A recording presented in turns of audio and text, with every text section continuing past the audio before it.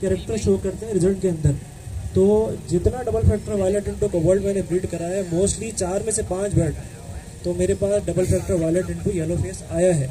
तो अगर आपने वायलेट ब्रीड कराना है नॉर्मल मार्किंग तो उसका बिहेवियर अलग होगा, ऑफलाइन अलग है, रेनबोज में लेके जाएंगे तो उसको अलग है, और डोमिनेंट वाइट में लेके जाएंगे तो उसका बिहेवियर अलग शो होगा। क्वालिटी ब्रीड कराना है तो ये पेयरिंग आपके लिए बेस्ट है। इसके अलावा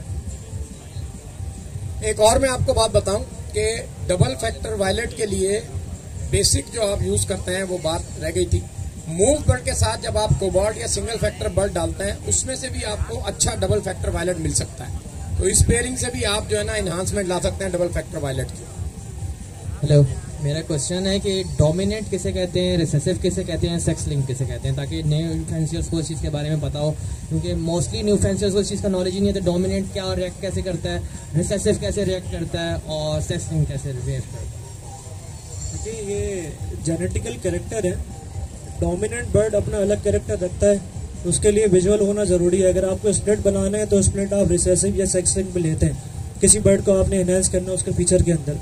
डोमिनेंट अपना फिजिकल अपीयरेंस जाहिर करता है ब्रीड के अंदर। और अगर रिसेसिव की बात करते हैं तो रिसेसिव में मेल फीमेल आपको दोनों का रिसेसिव होना ज़रूरी है ताकि रिजल्ट में आपके पास रिसेसिव जेनेटिक कैरेक्टर वापस आ सके। सेक्स लिंक में भी इसी तरह है। सेक्स लिंक में आपको मेल का सेक्स लिंक होना ज़रूरी है। फीमेल आप नॉर्मल मार्किंग डोमिनेंट लें या रिसेसिव लें तो जो फीमेल जाएंगी आपके पास इस पेयरिंग के तो वो मेल के जैसी होंगी, आई मीन सेक्स लिंक होंगी विजुअल, और सॉरी फीमेल सेक्स लिंक होगी, और जो मेल होंगे वो सारे स्प्लिट होंगे सेक्स लिंक के। मजीद इसके ऊपर डिस्कशन होती है तो फिर उसके आर्टिकल आप लोग पढ़ें ताकि आपको पता चले कि डोमिनेंट कैरेक्टर के बर्ड कौन कौन से हैं, सेक्स लिंक कौन से हैं, रिसेसिव बर्ड कौन कौन से हैं। इसके बिहाफ पे अगर आप सवाल करना चाहते हैं कि मैंने डोमिनेंट का ये बर्ड लिया, सेक्स लिंक के इस बर्ड से लगाया तो मुझे क्या मिलेगा और मैं उससे क्या अचीव कर सकता हूँ, तो आपका ये सवाल इस वक्त बनता है। अगर किसी के दिमाग में ऐसा कोई सवाल है तो वो कर सकते हैं, ज़्यादा अच्छा जवाब मिल जाएगा।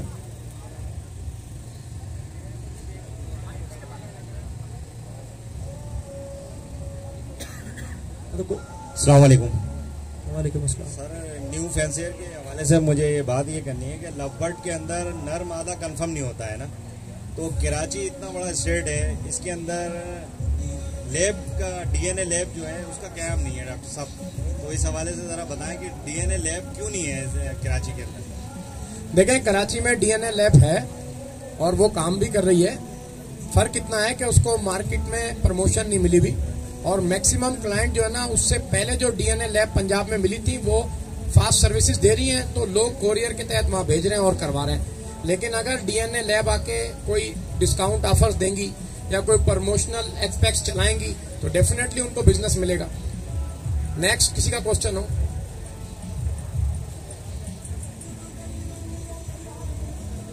डॉक्टर साहब एक चीज मैं ऐड करना चाहूंगा कि कराची में भी यूनिवर्सिटी रोड पे ये उमेर भाई ने मुझे बताया कि वहाँ पे डीएनए हो रहा है, ऑफिस अवेलेबल है, ओपन हो चुका है ऑफिस डीएनए का यूनिवर्सिटी रोड पे। देखें एक नहीं 3-4 जगह पर जो है ना पीसीआर मशीनें हैं और वहाँ पर काम हो सकता है और बहुत आसान है, लेकिन वो मशीनें रन करती हैं बिजनेस के ऊपर। अगर आपके पास इतना क्लाइंट नहीं आता तो उनके लिए मुश्किल होता है और कॉस्टिंग ज़्यादा जाती है। हम लोगों ने भी पीसीआर पे रनिंग कराया है, सैंपल निकलवाए हैं, लेकिन क्लाइंट ना होने की वजह से जो है उनकी कॉस्टिंग ज़्यादा आ रही होती है, इसलिए जो है ना सैंपल पंजाब चले आते हैं। लेकिन अगर कोई ऐसा प्लेटफार्म होगा और कराची में ही लोग प्रिफेयर करेंगे तो मैं समझता हूँ कि उनके रेटों से कम कराची में हो जाएगा। और अगर किसी दोस्त का कोई क्वेश्चन हो, कोई सवाल हो तो। मेरा एक क्वेश्चन है कि क्या एक एवरी बर्ड्स के लिए ऊपर मैटर करती है कि नहीं करती, या सिर्फ बर्ड्स ले ले और लगा दिए? क्या एवरी का भी उसके ऊपर बर्ड्स के हेल्थ के ऊपर, ब्रीडिंग के ऊपर इफेक्ट पड़ता है कि नहीं पड़ता? इनका सवाल मेरे ख्याल हाउसिंग से है कि ये कहते हैं कि एक हाउसिंग जो होती है वो बर्ड पे इम्पैक्ट करती है, ब्रीडिंग पे बिल्कुल करती है, क्योंकि बर्ड्स का सारा ताल्लुक ही हाउसिंग कीपिंग से है। अगर आपका केज सही डायरेक्शन में नहीं होगा जिसपे हीट जो सूरज के तहत पड़ रही होती है तो उसका भी उस पर इम्पैक्ट पड़ता है। अगर आपका वेदर के साथ कंट्रोल नहीं होगा कि डायरेक्ट ठंडी हवाएं उसको शूट कर रही होंगी, उसका भी असर पड़ता है। अगर आप और दूसरे वेदर जो होते हैं जैसे बारिशों के मौसम होते हैं उससे उसको सही कंट्रोल नहीं करेंगे, उसका भी इम्पैक्ट पड़ेगा। उसके अलावा और बहुत सारी चीज़ें होती हैं जो एक एवरी में ऑपरेशनल वे के अंदर होती हैं, दाना पानी डालने के टाइमिंग, उसका भी इम्पैक्ट पड़ता है। तो बहुत सारे इम्पैक्ट हैं जो बर्ड की ब्रीडिंग पे करते हैं। लेकिन अब बहुत सारे लोगों के पास मजबूरियां होती हैं। अब एक बंदा है, उसके पास ओपन शेड नहीं है, धूप नहीं आती, वो मजबूर है, क्या करे, तो वो कंट्रोल इन्वायरमेंट में अपना टाइम पास कर रहा होता है। बहुत सारे बंदों के पास जो है ना कंट्रोल इन्वायरमेंट ही नहीं होता, वो अफोर्ड नहीं कर सकते एसी को, दूसरी चीज़ों को, वेंटिलेशन को, फिल्टर प्लांट को, हेपा फिल्टर को, XYZ को, तो वो कहते हैं कि भाई ओपन में रख लो, नेचुरल तरीके से ब्रीड करा लो, सारी चीज़ों से बच जाऊंगा। तो इस तरीके की हर बंदे के अपने एक्सपीरियंस होते हैं। लेकिन अगर आप ओपिनियन लेते हैं तो मैं ये समझता हूँ कि बर्ड्स के लिए फजर की धूप बहुत ज़्यादा इंपॉर्टेंट है। मैंने एक छोटा सा एवरी बना रखी है जो बर्ड रूम के अंदर है। मैं रोज़ सुबह फजर के बाद अपने बर्ड की जो है बड़ी, जो उसमें 4 मैंने ट्रॉलियाँ रखी हुई हैं और 3-4 छोटे पिंजरे रखे हैं, उसमें मुख्तलिफ बर्ड डाल के सुबह फजर के बाद बैठा होता हूँ धूप लगाने के लिए, क्योंकि मुझे पता है कि अगर वो सही प्रॉपर उनको धूप नहीं दूंगा तो वो मुझे ब्रीडिंग में तंग करेंगे, मेल फर्टिलिटी में तंग करेंगे और कंडीशन में नहीं आएंगे, और फीमेल भी जो है ना लेइंग में और दूसरे प्रोसेस में तंग करेंगी। तो सनलाइट का बहुत बड़ा किरदार है और ये बहुत ज़रूरी होती है, वरना फिर आपको आर्टिफिशियल केमिकल्स पे जाना पड़ेगा बर्ड्स की रिक्वायरमेंट पूरी करने के लिए। नेक्स्ट। अस्सलाम वालेकुम डॉक्टर साहब, मेरा सवाल इन सब भाइयों को बहरहाल आप वहाँ तक पहुँचा दें। लोग जो ज़्यादातर मीठा पानी यूज़ कराते हैं घर का, ठीक है, अक्सरियत, मगर आपको पता है मीठा पानी से बर्ड्स की ज़्यादातर किडनी खराब हो जाती है। अक्सरियत लोग ज़्यादा यूज़ करा रहे हैं, तो उसके बारे में लोगों को बताएं कि फ़िल्टर का पानी यूज़ कराना चाहिए। जी, इनका सवाल ये है कि जो टैप वाटर है, मेरा ख्याल टैप वाटर को बोले ना, मीठा पानी जो डायरेक्ट आ रहा होता है वो मुख्तलिफ ज़राए से आ रहा होता है और उसमें कंटामिनेशन ज़्यादा होती है, उसमें एलिमेंट्स जो होते हैं वो चेंज होते हैं और उसकी pH बैलेंस नहीं होती।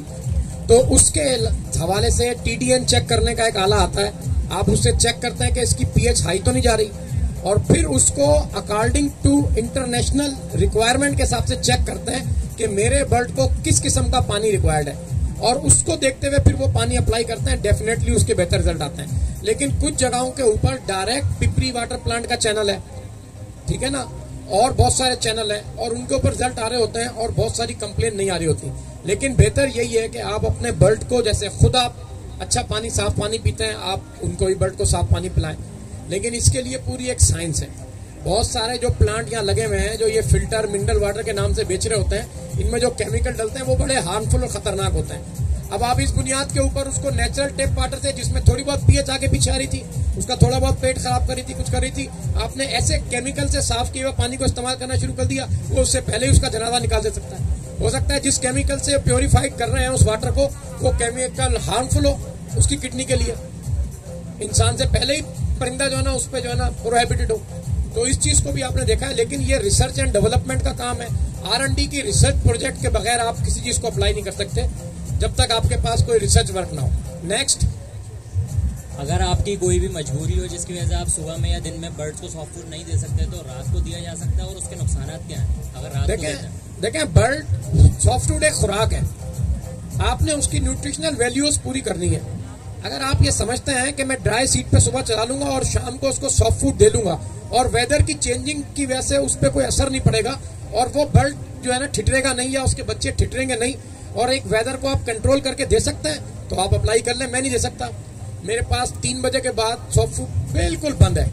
उसके वजह क्या है कि उसके बाद अगर वो सॉफ्ट फूड खाएगा तो मैं समझता हूँ वो थोड़ा डिस्टर्ब होगा, उसको नजले की प्रॉब्लम हो सकती है, क्योंकि मैं जो सॉफ्ट फूड बनाता हूँ उसमें सब्जियां होती हैं, उसमें बेशुमार चीजें ऐसी होती हैं कि वो बर्ड को जो है ना कंप्लेन कर सकती है। तो लेकिन लोग देते हैं, कोई मसला नहीं है। रूम में टेम्परेचर में रात को 12 बजे सब फूड दे रहे होते हैं, रात को दाना पानी चेंज कर रहे होते हैं। तो बर्ड को आपने अपने तरीके से सेट करना है, वो आपके बर्ड उस पर सेट हो जाएंगे तो फिर चलते रहेंगे। बहुत सारे लोग ऐसे होंगे वो रात को 12 बजे खाना खाते हैं, मैं 6 बजे के बाद 7 बजे के बाद खाना खाऊं तो मुझे जो है ना मेरा मैदा एक्सपेक्ट ही नहीं करता, उसको एक्सेप्ट ही नहीं करता। तो आपने अपने बर्ड को अपने तरीके सेट करना है, लेकिन कोशिश करें कि नेचर से करीब तर रहें ताकि आप इंजॉय करें, बर्ड भी इंजॉय करें। कोशिश ये करें, बाकी आपकी मर्जी है आप अपने बर्ड को किस तरीके सेट कर सकते हैं। अगर बर्ड्स को डेली सॉफ्ट फूड देते हैं तो उसकी वजह से कुछ बर्ड्स हैं जो मोशन वगैरह में चले जाते हैं, और अगर गैप करके देते हैं तो कुछ बर्ड्स इतने सॉफ्ट फूड के आदी हो चुके होते हैं वो दूसरे दिन दूसरा सीढ़ी नहीं खिलाते हैं। देखें, हर चीज़ में एतदाल है, हर चीज़ की एक लिमिट है।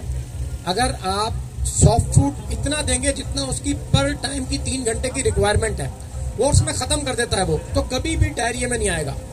अगर आप कंटिन्यूस उसको डाले रखते हैं और वो मुसलसल खाता है तो आपका सॉफ्ट फूड खराब हो चुका है, फर्मेंटेड हो चुका है, सड़ चुका है, जिसकी वजह से बैक्टीरियल ग्रोथ हो गई है बेसिलोकोकस की, स्टिफाइलोकोकस की, और वो उसकी इंटेस्टाइन में शूटिंग डायरिया पैदा कर रहा है। मेरे पास रेगुलर सॉफ्ट फूड डलता है, 700 जोड़ा है, जिसमें मेरे ख्याल 500-550 जोड़ा तो है ही सॉफ्ट फूड खाने वाला। एक बर्ड को डायरिया कंप्लेन नहीं होती, और हम इतना हार्ड सॉफ्ट फूड देते हैं जो जिसमें इतनी चीजें मिलाते हैं कि अगर आम बंदा उसको खिलाएगा तो वो तो फौरन शूटिंग डायरिया में मर जाएगा। लेकिन बर्ड को अपने फूड पे ट्रेन करना होता है। अगर आपका बर्ड सॉफ्ट फूड पे ट्रेन नहीं है तो आहिस्ता आहिस्ता आप उस चीज को लेके आएंगे। जैसे जई सबसे बेस्ट चीज है मैदे को सेट करने के लिए, ऑस्ट्रेलियन जई। अब अपने सॉफ्ट फूड में उसकी मिकदार ज्यादा रखें शुरू में, बाद में आहिस्ता आहिस्ता जो चीजें आप बढ़ा रहे हैं उसके अंदर वो बढ़ाएं, एकदम ना बढ़ाएं। जैसे अभी सीजन स्टार्ट हुआ, रात टेम्परेचर चला गया 22, 23, 24 में, मेरे ख्याल 20 में भी आ गया था, लेकिन शहरी इलाकों में नहीं आएगा, हमारा जरा सुपर हाईवे की टॉप पर है। तो मैंने कहा भाई अब 20 पे आ रहा है तो जो बच्चों को चाहिए कॉल्ड लिवर ऑयल। अब मैंने कॉल्ड लिवर ऑयल इस्तेमाल करा था तो मेरे मुलाजिम ने कहा क्या डोज करूं? मैंने कहा पहले हल्का सा तड़का लगा दो, थोड़ा सा जरा मैदे को, देखे क्या होता है। हमने हल्का सा चस्का मारा तो देखा कि कोई इम्पैक्ट नहीं पड़ा, सारों की पोटी सही आ रही थी। हमने फिर अगले दिन थोड़ा सा बढ़ा दिया, फिर अगले दिन थोड़ा सा बढ़ा दिया। अब जो हमें 1 किलो सॉफ्ट फूड में 5 ml को लेके आना है वो हम 5 ml नहीं लाएंगे, हम 1/4 ml से स्टार्ट करके 5 ml पे आएंगे इन 15 से 30 दिनों के अंदर। और कुछ बर्ड ऐसे होंगे कि जिनके मैदे कमजोर होंगे, वो डायरिया में भी आएंगे, लेकिन हम कॉम्प्रोमाइज नहीं कर सकते। वो बर्ड बीमार होकर आज ही मर जाए जिनके मैदे कमजोर है, बजाय इसके कि पूरी जिंदगी वो रो रो के, घिसड़ घिसड़ के, मर मर के, ठीक है ना, वो होता है। तो कानून ये है, अल्लाह का भी सिस्टम, दुनिया का कानून भी, जंगल का ये कि स्ट्रॉन्ग बर्ड जोड़ा बनाता है, स्ट्रॉन्ग बर्ड ब्रीड करता है, और वीक बर्ड को वहां से भगा देता है, खदार देता है। और अक्सर बर्ड इस माहौल में जो कुदरत का माहौल है ब्रीड भी नहीं कर पाते, इसीलिए जेनेटिकल डेटा जो कलेक्ट होता है वाइल्ड का वो बड़ा स्ट्रांग होता है। इसीलिए वाइल्ड टाइप को बुला के दोबारा से लव बर्ड को मिलाया जा रहा है, इसी वजह से कि वो वाइल्ड में ब्रीड कर करके स्ट्रांग हो गया। उन्होंने वाइल्ड टाइप को लेके उसके सारे कैरेक्टर जो फेदर से लेके उसकी ब्रीडिंग के और XYZ है वो वीक जनरेशन के बर्ड को इंप्रूव करने के लिए अप्लाई कर रहे हैं। तो आप अपने बर्ड को स्ट्रांग बनाएं और उन बर्डों की प्रोडक्शन आगे लें जो बर्ड जेनेटिकली मेकअप में स्ट्रांग हो और उनके मैदे स्ट्रांग हो, तो आपको अच्छी जनरेशन मिलेगी। ना कि माजूर कमजोर पेट वाले बर्डों को मेरी तरह जो है जरा सा खाया मोशन डायरे में आ गया, आगे जनरेशन में बढ़ाएंगे तो आपको वीक जनरेशन के बर्ड मिलेंगे। तो फिर आप कैसे अपने स्टड को स्ट्रांग करेंगे? नेक्स्ट, वीट जर्म ऑयल और ये दूधी गुड़ ऑयल के नाम से मार्केट में ये ऑयल्स आ रहे हैं, तो इनको यूज कराते हैं अगर तो इसके नुकसान और फायदे? देखें, वीट जर्म ऑयल जो है ना, कहीं भी जो है इस वक्त ट्रायल बेस्ड नहीं है एनिमल किसी भी उस पर, और मेरे पास तो मैंने कभी उसको ट्रायल नहीं किया। हम गंदुम का स्प्राउट बनाते हैं, और अगर गंदुम का वो ऑयल है तो गंदुम में भी होता होगा, तो वो जब हम स्प्राउट बनाते हैं तो हो सकता है कि वो एक्सट्रैक्ट उसी से करते हैं, तो उसमें शायद कोई इसकी क्वांटिटी जाती हो। तो हमारे पास कोई कंप्लेन ऐसी आती नहीं। जब अभी सीजन स्टार्ट हुआ है ना, सबसे पहले हमने गंदुम का स्प्राउट बना के देना शुरू कर दिया, पीक पे चली गई हमारी फर्टिलिटी, बेस्ट परफॉर्मेंस देने लग गए मेल, तो हमें जरूरत ही नहीं पड़ी। हाँ, जिनके पास वीक जनरेशन बर्ड होते हैं, जो इंसानों में भी होते हैं कि एक बंदा है वाइग्रा खा के या कोई कैप्सूल खा के या विटामिन खा के जो है ना कुछ करता है, एक बंदे को जरूरत ही नहीं पड़ती, वो बोलता है कभी आज तक देखा ही नहीं हमने क्या होता है, वैसे ही परेशान हूं मैं। तो बर्ड पे डिपेंड करता है कि अगर वीक जनरेशन का बर्ड है जिसको सपोर्टिव टॉनिक चाहिए, उसको जो है ना मछली का तेल और उसको कॉड लिवर ऑयल और उसको हजारों किस्म के ऑयल और उसको सांडे का तेल और उसको दूसरी चीजें लगाने की जरूरत है, तो डेफिनेटली उसकी जरूरत है, उसकी कमजोरी को आपने पूरा करना है। अगर आप ये समझते हैं कि वो तो साला हाथ में फारिग हो जाएगा, जाता ही नहीं मादा के पास, पड़ोस की जाली में से ही फर्टाइल कर रहा है, तो उसको ये जर्म ऑयल की जरूरत नहीं है। लेकिन न्यूट्रिशनल वैल्यूज में हर चीज का अपना किरदार है। आप अगर कोई हाईली सोफिस्टिकेटेड या हाईली रेयर म्यूटेशन पालते हैं और उसके जेनेटिकल मेकअप वीक है और आप समझ रहे हैं कि कोई और चारा ही नहीं है जब तक मैं इनको जो है ना इन किस्म के ऑयल ना दूं, क्योंकि वो जनरेशन में इस्तेमाल होते आ रहे होते हैं और वो बड़ा आदी हो चुका होता है, तो आपकी मजबूरी है, आपने उसको देना है तो चलना है, वो चलेगा ही नहीं। लेकिन आहिस्ता आहिस्ता अपनी जनरेशन में स्ट्रॉन्ग बर्ड प्रोड्यूस करें जो आपकी सिटी पे क्रॉस करे और टकाटक फर्टाइल अंडे दे, तो गेम ऑन हो जाती है। Next, sprout daily soft food में यूज किया जा सकता है? हाँ बिल्कुल, स्प्राउट बड़ी अच्छी खुराक है। हम सॉफ्ट फूड भी डेली देते हैं, स्प्राउट भी सीजन स्टार्ट होने में डेली देते हैं, क्योंकि वो हाईली प्रोटीनाइज सब्सटेंस है जिसमें जब नॉर्मल सीड से स्प्राउट की कंडीशन प्रोटीन लेवल को बढ़ा देती है और इजीली डाइजेस्टेबल होता है और एपिटाइट को बढ़ाता है, मतलब खुराक खाने की सलाहियत को बढ़ाता है। तो डेफिनेटली जब उसका एक अच्छा इंपैक्ट पड़ रहा होता है प्रोडक्शन के ऊपर तो हम उसको देते हैं, और रैपिड एब्जॉर्बेबल है। आप एक खाली गंदम को थोड़ा सा भिगो के देंगे तो उसकी फर्मेंटेशन या दूसरी चीजें अलग होती हैं, स्प्राउट की अलग होती हैं। Sprout rapid source of energy है और फौरन बॉडी में एब्जॉर्ब हो जाती है, तो उसके बड़े अच्छे इंपैक्ट पड़ते हैं। नेक्स्ट, मेरा सवाल आदिल भाई, जो ग्रीन मोशन होते हैं बर्ड्स को, उसको कॉक्सी कहते हैं, उसकी प्रॉपर मेडिसिन आप बताएं। प्रॉपर मेडिसिन, पहली बात है कि कॉक्सी जब होती है, ठीक है, तो उसके लिए कॉक्सी मेडिसिन भी आती है, ठीक है, कॉक्सी नाम की मेडिसिन भी है, उसको यूज करवाना चाहिए। और वैसे भी जब बर्ड्स जो होता है उसको फर्स्ट स्टेज में पकड़ना चाहिए कि फर्स्ट स्टेज में जब उसको बर्ड ने आपने चेक किया कि उसकी ग्रीन मोशन आ रहे हैं, बर्ड स्लीप की तरफ ट्रांसफर हो रहा है, तो आप उस टाइम उस बर्ड को उसको जज करें, उस हिसाब से उसकी डाइट है, उसकी डाइट को लाइट करें। पहले जो दाना आप यूज करा रहे हैं उसको चेंज करवाना चाहिए, उसको स्क्रीनिंग पे ले आना चाहिए ताकि लाइट हो, ताकि उसका डाइजेशन सिस्टम स्ट्रांग हो। जब उसका डाइजेस्टिव सिस्टम स्ट्रांग होता है तभी बर्ड रिकवर करता है, ठीक है। हम लोग होते हैं एंड की स्टेज में आ जाते हैं, जब बर्ड बिल्कुल सीप में आ जाता है, उसके बाद हम उसको मेडिसिन दे रहे होते हैं, उसका मेडिसिन उसको ऊपर इफेक्ट नहीं कर रहा होता। तो ये हमें डेली बेसिस पे अपने बर्ड्स को मोनेटाइज करना चाहिए, देखना चाहिए, उसकी एक्टिविटी चेक करनी चाहिए कि बर्ड हेल्दी है कि नहीं है। जब उसको आप मोशन आ रहे हैं, पहली बात है कि आप उसको कॉक्सी भी यूज करवा सकते हैं, कॉक्सी उसके लिए कॉक्सी नाम से ही मेडिसिन आती है। उसके अलावा अगर आपके बर्ड मोशन में आ रहे हैं तो अगर आप नॉर्मल जो एंटेमिजोल मेडिसिन वगैरह या फ्लैजेल आते हैं तो उसके अगर मोशन से आ रहे हैं तो उसके लिए वो भी आप लोग यूज करवा सकते हैं। बाकी एक क्वेश्चन, अगर वालेकुम सलाम को मतकता कलामी की माफी, अगर वो कॉक्सी और खूनी पेशी और दस्तों और बुखार वाला मामला है तो आदिल भाई से, और अगर नामर्दी वाला मामला है तो मेरे पास आ जाना।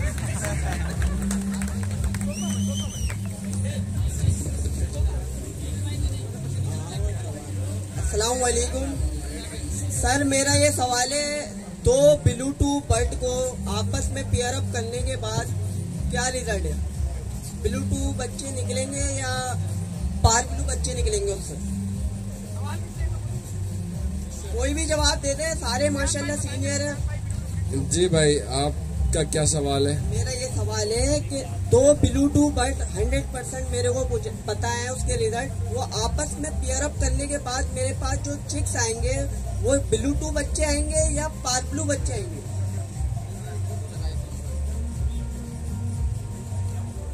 पेरेंट्स पूछ सकता हूँ? दो 100% ब्लूटूथ, मतलब पेरेंट जो है वो पार्बलू टू पार्बलू से जो बच्चे निकले वो चेक ब्रीड हो चुके हैं एक दफा, दोनों ही ब्लूटूथ निकले एल्बिनो के साथ पेयर अप करने के बाद। अब उन दोनों फिचरियों को मैं आपस में लगाऊं तो मैं ये सोचता हूँ कि वो ब्लूटूथ ही बच्चे निकालेंगे, तो मैं यही पूछना चाह रहा था कि वो ब्लूटूथ बच्चे निकालेंगे या पार्बलू बच्चे निकालेंगे? यार भाई देखो, सिंपल फॉर्मूला है, आप जो पेयरिंग बता रहे हो उसके अंदर ऑब्वियसली आपको पार्बलू आ सकते हैं अगर वो पीछे कहीं पे पीछे कोई लाइन में कैरी कर रहे हैं तो। मैं इसीलिए आपसे पूछ रहा था कि उसके पेरेंट्स एक्चुअल क्या है। एक्चुअल दो टर्कॉइज यानी कि पार्बलू टू पार्बलू के निकले हुए वो फिशरी पे, पार्बलू टू पार्बलू निकले हुए और दोनों पार्बलू टू पार्बलू से निकले हुए जी, और बर्ड एक्चुअल व्हाइट हेड है जी। और वो बर्ड आप कह रहे हो कि पार्बलू प्रोड्यूस करेगा या नहीं करेगा? वो मेरे पास पार्बलू प्रोड्यूस कर रहे हैं एल्बिनो के साथ। मैं ये कहना चाह रहा हूँ उन दोनों बर्डों को जो पहले एल्बिनो के साथ मेरे पास पार्बलू निकाल रहे हैं, मैं उन दोनों को आपस में पेयर अप करूँ, दो ब्लूटूथ बर्ड को, यानी कि एक तरफ भी ब्लूटूथ है दूसरी तरफ भी ब्लूटूथ है। अब मेरे पास जो बच्चे उसके यानी कि पेयर में से आने हैं वो ब्लूटूथ आने हैं या पार्बलू आने हैं? ब्लूटूथ आने। ये सवाल जी, बहुत शुक्रिया।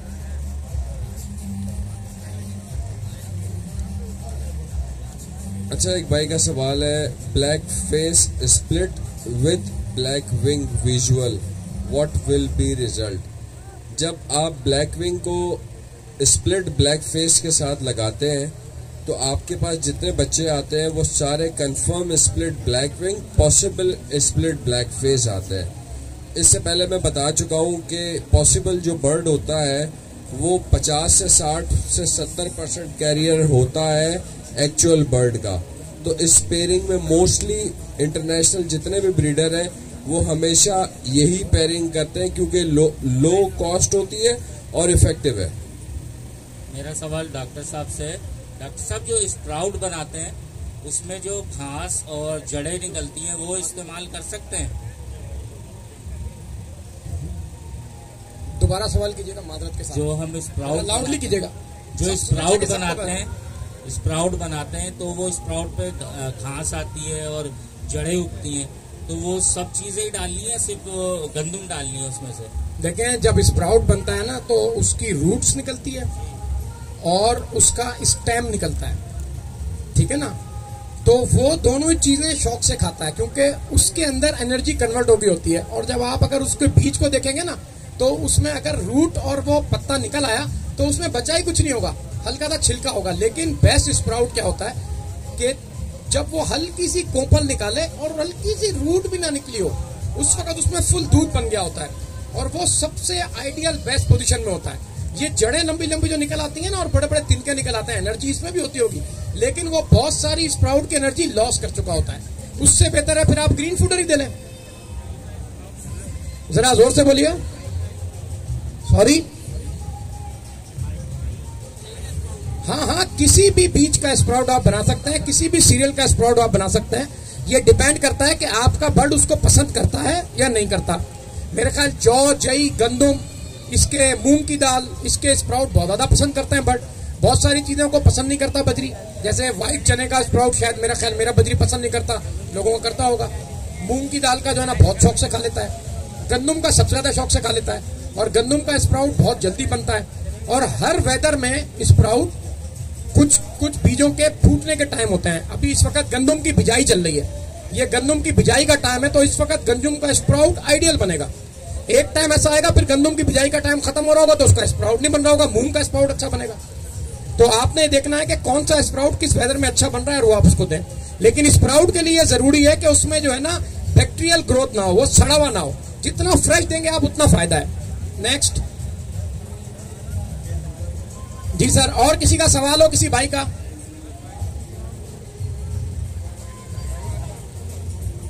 सालमैन भाई अब आप आ जाएं, इसको वाइंड अप करें प्लीज।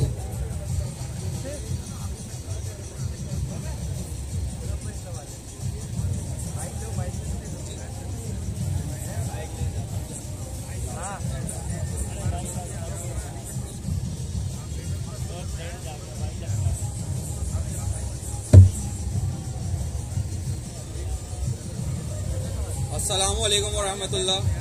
सबसे तो पहले तो आप सबका शुक्रिया अदा करना चाहूँगा कि आप लोगों ने अपनी बिजी रूटीन में से वक्त निकाला और यहाँ पर आए और हॉबी को प्रमोट करने के लिए और अवेयरनेस को बढ़ाने के लिए लांडी और कोरंगी के सर्किल से स्पेशली मैं कहना चाहूँगा सुमेर भाई को, लांडी बर्ड्स क्लब के जो एडमिन हैं, और उनके साथ जो दोस्त हैं उमेर भाई हो गए, शहजाद भाई हो गए, इन लोगों ने बहुत सपोर्ट करा, गाइड करा। और अली भाई हैं स्पेशली मैं उनका थैंकफुल हूँ, उन्होंने बहुत सपोर्ट करा, बहुत हेल्प करी इस इवेंट को अरेंज करने में। और ये स्पीकर और जो चीफ गेस्ट आपके सामने बैठे हैं, ये वो स्टार्स हैं जो वर्ल्ड वाइड ग्लो करते हैं, पाकिस्तान को रिप्रेजेंट करते हैं डिफरेंट म्यूटेशंस के फेस से। और डॉक्टर साहब ने बहुत गाइड करा प्रोग्राम को स्टैंडर्डाइज करवाने के लिए। और जुहेब भाई मेरे साथ बिल्कुल शामिल थे, जितना मेरा इस इवेंट को अरेंज करने में किरदार है उतना ही जुहेब भाई का भी किरदार है।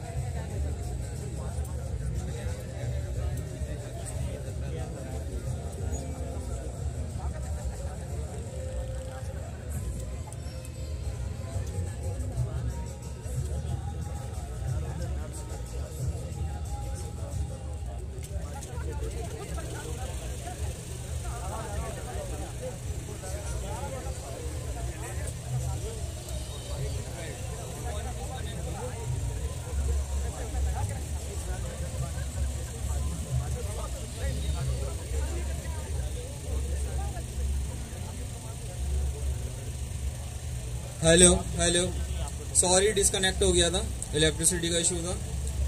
तो अब मैं बात को लेके जाता हूँ इस तरफ के लांडी और कोरंगी के सर्किल से और all over the Karachi and Pakistan मोटेशंस को अपग्रेड किस तरह करना है, फ्यूचर वर्किंग्स क्या होनी चाहिए, और अपर लेवल के बर्ड पे जाएंगे तो इंशाल्लाह लेवल ऑटोमेटिकली आपका अप होगा। इंटरनेशनल मार्केट के लिहाज से काम करेंगे तो इंशाल्लाह ग्रोथ करेंगे, और इंशाल्लाह मेहनत करेंगे तो आने वाले दौर में आप लोग भी सक्सेसफुल ब्रीडर होंगे और इसी तरह रिप्रेजेंट करेंगे कराची को और पाकिस्तान को। तो मैं दावत देना चाहूँगा डॉक्टर सऊद अरशद साहब को कि वो आएँ और मोटिवेट करें तमाम बैठे लोगों को कि आगे के लिए क्या करना है, कैसा बर्ड डालना है अपने शेड में, अपने शेड को किस तरह प्रिपेयर करना है। तो डॉक्टर साहब आप आइए और डिफाइन कीजिए कि किस तरह मोटिवेशन मजीद बिल्ड होगी यहाँ के लोगों में इंशाल्लाह। और जाते जाते फिर शुक्रिया अदा करूँगा कि आप लोग आए और अपनी बिजी रूटीन में से वक्त निकाल के आए, और स्पेशली मैं शुक्रिया अदा करूँगा चीफ गेस्ट का, स्पेशली राव आमिर तुफेल भाई का, जो पंजाब से हमारे कॉल करने पे वो आए और उन्होंने अप्रिशिएट किया कि आप लोग इनिशिएटिव ले रहे हो, तो मैं बिल्कुल आप लोगों के साथ हूँ। और डॉक्टर साहब ने भी बहुत सपोर्ट करा और बहुत गाइड करा इस इवेंट के हवाले से। Thank you.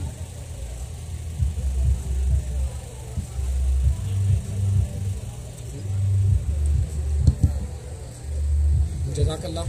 मैं तमाम ऑडियंस, ऑर्गेनाइजेशन टीम, हमारे गेस्ट स्पीकर, मोटिवेटर्स का शुक्रगुजार हूँ कि उन लोगों ने इस इवेंट को कंडक्ट किया और इसका हिस्सा बने, और तमाम दोस्तों ने अपने अपने हिस्से का काम किया और हम इस कामयाब इवेंट तक पहुँचे।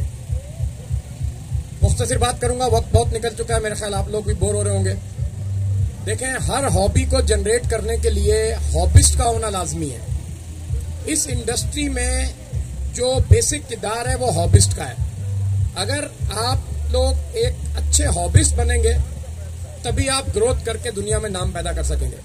मेरे सामने मेरी जिंदगी को 30 साल हो गए इस काम में, तो बेशुमार लोग आए और चले गए, और जो आज स्टैंड कर रहे हैं जिसमें सुफियान खत्री हैं, शहीर हैं, खुर्रम अलीम भाई हैं, और हमारे नामी ग्रामी टिकटॉकर शमीर भाई हैं, आदिल भाई हैं। तो इनकी हिस्ट्री में यह है कि इन्होंने लर्न किया और फिर कुछ हसूल मिला तो आगे गए।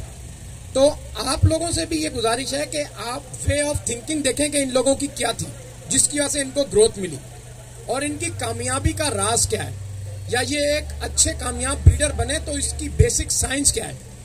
देखें, अच्छे कामयाबी और अच्छे ब्रीडर बनने के लिए बेसिक साइंस एक अच्छा हॉबिस्ट होना है, और अच्छे हॉबिस्ट के लिए ये जरूरी नहीं है कि वो लाख रुपए का बर्ड ले या 1000 रुपए का बर्ड ले। उसके लिए ये जरूरी है कि वो अच्छी कलेक्शन अच्छे बर्ड की करे और उससे अच्छी ब्रीड ले, और हर क्वार्टर में यानी कि 3 महीने बाद अपने बर्ड को अपग्रेड करने की सोच रखे और कोशिश करे कि उससे बेहतर बर्ड लाके अपने बर्ड को आउट क्रॉस करूं और थोड़ा बेहतर बर्ड प्रोड्यूस कर लूं, फिर उससे अच्छे बर्ड को लाके आउट क्रॉस करूं और थोड़ा बेहतर बर्ड प्रोड्यूस कर लूं। और चीजों को उन लोगों से जिनसे आप बर्ड लेते हैं नॉलेज के तौर पे साथ लें। कोई भी आपको जो है ना ये नहीं बताएगा कि फलाने के बर्ड में क्या फॉल्ट है क्या नहीं है, लेकिन जिससे आप बर्ड लेते हैं डेफिनेटली उसको उस क्वालिटी का अच्छी हालत या बुरी हालत में पता होगा, और वो अगर आपसे मुखलिस है तो वो अपने फॉल्ट आपको बताएगा कि देखो भाई मेरी जीन के अंदर ये कैरियर है जो फॉल्ट के तौर पे आपने इसको बेहतर करके आगे जाना है। मैं यहाँ तक पहुंचा चुका हूँ, अब ये कमजोरियां आपने इसमें से निकालनी है, या यहाँ तक मैं इसको वर्क कर चुका हूँ, आगे आपने इसको वर्क करना है। और देखें, जीत जो होती है ना वो शौक और जुनून की होती है, जज्बे की होती है, डायरेक्शन के साथ। मैंने बड़े बड़े पैसे वाले लोग इस फील्ड में आते देखे, बड़े धूम धड़के से आए, लाखों रुपए की इन्वेस्टमेंट की, और उसके बाद आज उनका नामो निशान भी नहीं है। और बहुत सारे लोग ऐसे देखे जो जीरो कॉस्ट से आए, जो सरमाया उनके पास था उन्होंने लगाया, अपनी डायरेक्शन अच्छी रखी, उस वक्त के बेहतर बर्ड कोशिश की हासिल करने की, और आज उस मुकाम पे खड़े में कि पूरी दुनिया उनको जानती है। तो आप लोगों से भी ये गुजारिश है कि अपने इलाका वाइज जो है सेशन रखें, मुलाकातें रखें, सिटिंग रखें, दोस्ती का माहौल पैदा करें, एक दूसरे से कम्युनिकेशन बढ़ाएं। अक्सर हम लोग जो है ना फजूल टाइम एंड्रॉइड पे बैठ के ज़ाया करते हैं, उससे लाख दर्जे बेहतर है कि आप 4, 5, 6 लोग अपने इलाके के इकट्ठे हों, शाम को चाय के ऊपर बैठे, या किसी के दोस्त के घर पे बैठे, या किसी की छत पे बैठे, या किसी थड़े पे ही बैठ जाए, पार्क में बैठ जाए, और अपने प्रॉब्लम एक दूसरे से डिस्कस करें और अपने दिलों में गुंजाइश पैदा करें जिसकी बहुत ज्यादा कमी हो गई है। और ऐसे इवेंट अपने इलाके में जाके कंडक्ट करें। जरूरी नहीं है कि आप बहुत बाहरी सरमायाकारी के साथ इवेंट कर सकते हैं। आप 20 लोगों को छत पे बुला के किसी अच्छे मोटिवेटर को बुला के टॉक करा सकते हैं, उससे जनरेशन पावर पैदा होगी। और हमारे मकासद ये है कि अगर आप लोग चाहते हैं कि प्रॉपर आप लोगों को लर्न किया जाए, प्रॉपर क्लासेस दी जाए, प्रॉपर वर्कशॉप की जाए, तो हम लोग गवर्नमेंट लेवल पे भी इसको लेके जाएंगे और गवर्नमेंट के इदारे यूज करेंगे जिनके पास बेहतरीन एडिटोरियम है, बेहतरीन एयर कंडीशन हॉल है, बेहतरीन लॉन है, बेहतरीन पार्क है और उनकी बेहतरीन लैब्स हैं जिनमें हम आप लोगों को जो है ना रिसर्च एंड डेवलपमेंट के हवाले से ट्रेन करेंगे। लेकिन आपके अंदर जज्बा और अज़्म होना चाहिए कि आप अपने आप को कितना ग्रूम करना चाहते हैं। आज अल्हम्दुलिल्लाह देखा मैंने फुल क्राउड था इस इलाके के अंदर जहां पर जो है ना शौकीनों की भरमार थी, लेकिन इस किस्म का कोई इवेंट दूर दूर तक मुझे नहीं मिल रहा था जब मैं रिसर्च कर रहा था। ये पहला कामयाब इवेंट है कि इसमें लांडी के अंदर इतने ज्यादा लोगों ने पार्टिसिपेट किया है। तो ये आप लोगों की सक्सेस है और अचीवमेंट है और ये एक मैसेज गया है कि आप कराची जाग उठाए और कराची के अंदर हॉबीज जो है ना अपने हक के लिए खड़ा हो गया है। तो आपकी हक की जंग क्या है कि आपने लर्न करना है, आपने सीखना है, आपने जितने सीनियर ब्रीडर हो उनको रोडों पे लेके आना है और उनसे नॉलेज हासिल करनी है। वो लोग अपने तख्तो ताज में बैठे रहते हैं, आप लोग वाह करते रहते हैं, फेसबुक पे, यूट्यूब पे, व्हाट्सएप पे उनकी वाह करते हैं, लेकिन लर्निंग प्रोसेस के अंदर उनसे कुछ हसूल नहीं करते। तो अब इस मकसद से निकल के आप लोगों ने उनको नीचे लेके आना है, अपने लेवल पे लेके आना है, अपने साथ बिठाना है और उनसे सवालात करके अपने मकासद का हल निकालना है। यही चीज आपको ऊपर लेके जाएगी।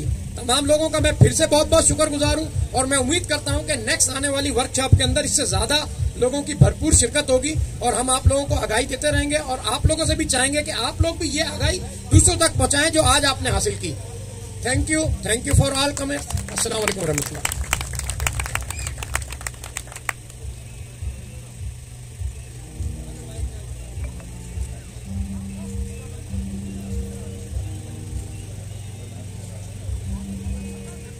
एट द एंड मैं कहना चाहूँगा कि आप लोगों का बहुत शुक्रिया, आप लोगों ने कीमती वक्त में से टाइम निकाला और ये जो माशाल्लाह से ऑर्गेनाइज किया है आज की मीटिंग वो जोहेब भाई ने और सालमीन भाई ने ऑर्गेनाइज किया। तो मैं इनका बहुत बहुत शुक्रमंद हूँ कि उन्होंने इस हॉबी के लिए कोई काम किया है। माशाल्लाह से मैं इनकी इस हिम्मत को दाद देता हूँ और मैं स्पेशली सुफियान भाई को और शामिर भाई को और जितने भी चीफ गेस्ट हैं सबको मैं शुक्रगुजार हूँ कि वो उन्होंने अपनी कीमती वक्त में से टाइम निकाला और वो यहाँ पे आए। और इंशाल्लाह वेरी सून आगे वर्कशॉप्स भी होंगी, ठीक है, प्रॉपरली उसके लिए रजिस्ट्रेशन भी मैं बताऊंगा किस दिन में रजिस्ट्रेशन ऑन होगी तो उसमें वर्कशॉप्स होंगी। तो इंशाल्लाह आप लोग आएँ और इंशाल्लाह इसी तरह सीखने का मौका भी आप लोगों को मिलेगा। Thank you so much. मैं दोबारा से जो है एक दफा दोनों ऑर्गेनाइजर से रिक्वेस्ट करूंगा वो स्टेज पे आए, जिसमें जोहेब भाई और शेख साहब हैं जिनसे मेरे ख्याल मुलाकात और मामलात तो एक लॉन्ग टाइम से थे, लेकिन मुझे इनकी काविशों और कोशिशों का और इनकी सलाहियतों का पता नहीं था, जिसमें इन दोनों ने शॉर्ट टाइम नोटिस के ऊपर ये सारी चीजें ऑर्गेनाइज की जिन पे इनको फुल क्रेडिट जाता है। और आप यकीन जाने कि तवक्कात से ज्यादा परफॉर्मेंस किया। मैं इस चीज से पूरी उम्मीद नहीं था, मैं ये सोच रहा था कि इतना कुछ नहीं हो सकेगा और मैं डरा हुआ था कि मैंने कहा यार फिर कोई फंड ना हो जाए और लोग कहेंगे भाई यार ये कोई अच्छा जो है ना काम ही नहीं करता है। लेकिन इन्होंने 2 दिन अनथक मेहनत से दिन रात कम्युनिकेशन के अंदर थे, शॉर्ट टाइम की चीजों को अडॉप्ट करते थे और फौरन फॉलो करते थे। इन्होंने आईटी के मामलात में, कंप्यूटर के मामलात, लिस्ट बनाने में बहुत जबरदस्त तरीके से परफॉर्म किया। उसके बाद स्टेज के अंदर जगह की लोकेशन और बहुत सारी ऐसी चीजें जो मैं डिस्कस नहीं कर सकता, इन्होंने अपनी काविशें और कोशिशें दोनों ने मिलकर बहुत फास्ट टाइम में की। तो क्रेडिट गोज टू इन दोज ब्रदर्स और मैं उम्मीद करता हूं कि आप लोग भी इनको इस तरीके से अप्रिशिएट करेंगे ताकि ये और बेहतर नई जगह पे जाकर परफॉर्म कर सकें।